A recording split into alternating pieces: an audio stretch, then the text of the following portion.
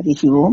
శ్రీ విద్యా ప్రకాశానంద గురుదేవులు చెప్తున్న తత్వసారంలో, మట్టి బొమ్మవు నీవు కాదన్నా, పరమార్థ సత్యము జాగు చేయక తెలుసుకోరన్నా.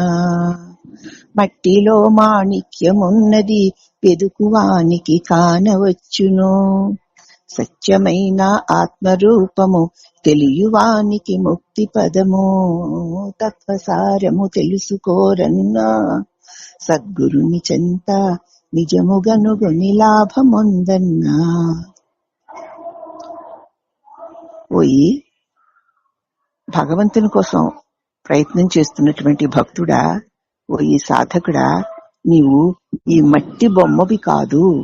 పంచభూతాలతో చేయబడినటువంటి ఈ దేహం అనే మట్టి బొమ్మవు నువ్వు కాదయ్యా.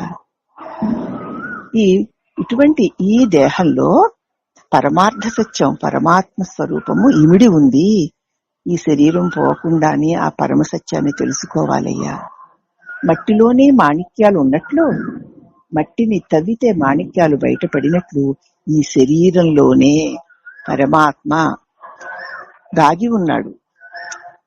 ఎక్కడున్నాడు ఈ శరీరంలో ఈ పరమాత్మ అని వెతికే వారికి, ఆతృతతో ప్రేమతో పరమాత్మ కావాలనే కాంక్షతో ఎవరైతే వెతుకుతూ ఉంటారో వారికి పరమాత్మ తెలియబడతాడు. సత్యమైన ఆత్మరూపాన్ని తెలుసుకున్న వాళ్ళకి ముక్తే కదా, ఇక జన్మ మృత్యువులు ఉండవు కదా. జన్మ మృత్యువులు లేకపోతే దుఃఖాల బాధ లేదు కదా. కాబట్టి పూర్ణమైనటువంటి దుఃఖరహితమైన స్థితిని పొందాలి అంటే ఈ శరీరంలోనే పరమాత్మ దాగి ఉన్నాడు. అట్టి పరమాత్మని మనం ఆశ్రయించి ఆయన కోసమే మనం ప్రయత్నం చేస్తూ ఉంటే ఆయన దివ్యత్వాన్ని మనం పొంది జన్మ మృత్యువు నుంచి బయటపడతామని తెలియజేసినటువంటి శ్రీ విద్యా ప్రకాశానంద స్వాముల వారికి అనేక వందనాలు సమర్పిస్తూ, ఇటువంటి సత్యాన్ని మనం అందరం పరిశీలించి చూసి ముక్తిని పొందాలని కోరుకుంటూ, హరి ఓం నమః.